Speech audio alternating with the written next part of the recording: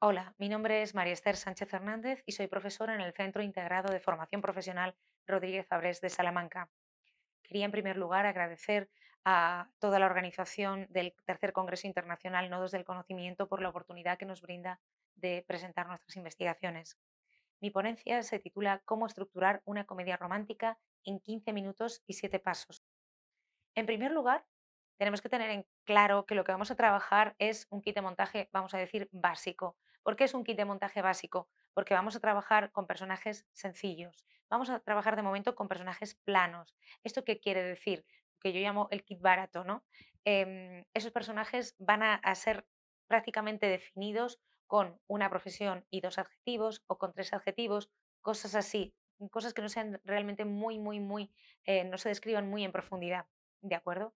Y sin embargo, hay otro tipo de personajes y es muy importante tenerlo en cuenta porque tendremos que retomar el trabajo sobre personajes después de estructurar nuestra historia, que hay personajes que realmente llenan la historia. Si nosotros vemos, por ejemplo, el argumento de Juno, Juno en realidad no es una película que digas, qué argumento tan interesante, adolescente que se queda embarazada.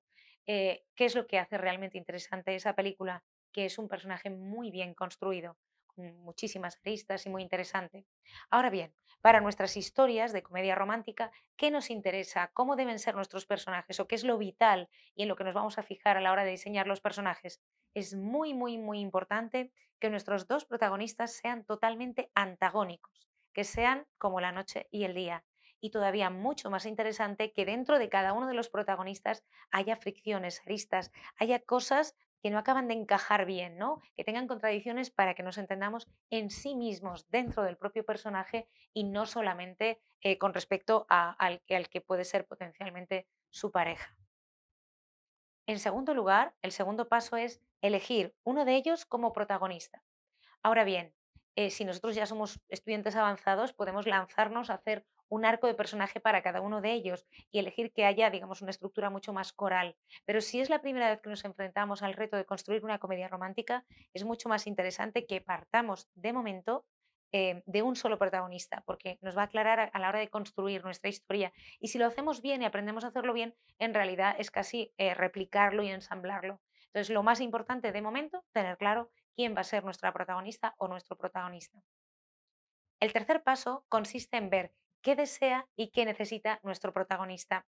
En realidad, como estamos en una comedia romántica, lo que desea puede ser cualquier cosa, un ascenso, un coche, ser rico, lo que sea, o no sé, ser famosa, da igual. Cualquier cosa puede ser su deseo, pero lo que realmente necesita, puesto que estamos estructurando una comedia romántica, va a ser el amor, sea, como lo conciba nuestra historia, eso es irrelevante. La cuestión es que va a ser el amor. Entonces, esa estructura de qué es lo que desea y qué es lo que necesita, la tenemos que tener muy clara. ¿Cuál sería nuestro cuarto paso? Ver que lo que desea y lo que necesita sean claramente incompatibles. Es decir, que para llegar a lo que uno verdaderamente necesita tiene que pasar por encima de lo que desea. Eso es muy importante, que haya, digamos, incompatibilidad entre estos dos aspectos. En el paso número 5, lo que tenemos que hacer es situar nuestra estructura de deseos y necesidades. Durante todo el primer acto se va a dar cuenta de qué es lo que desea. Y eso que desea, que ya lo tiene muy claro al final del primer acto, va a ser lo que persiga alocadamente durante todo el segundo acto, para que cuando acabe el segundo acto y efectivamente consiga eso que deseaba, se dé cuenta de que en realidad eso no le llena, que en realidad eso que deseaba no es lo que verdaderamente necesita y que para llegar a eso que deseaba, además, ha pasado por encima de la persona amada. Por eso es muy importante que haya incompatibilidad entre lo que desea uno y lo que necesita. En el tercer acto, nuestro o nuestra protagonista va a perseguir ya no sus deseos, sino sus necesidades. En resumen, vamos a ver si nos hemos dejado algo. Primero, buscar dos personajes. Segundo, hacer que uno de ellos o ellas sea nuestro protagonista. Tercero, ver qué es lo que desea el personaje y qué es lo que verdaderamente necesita. Cuarto, que de algún modo lo que desea y lo que necesita sean totalmente incompatibles.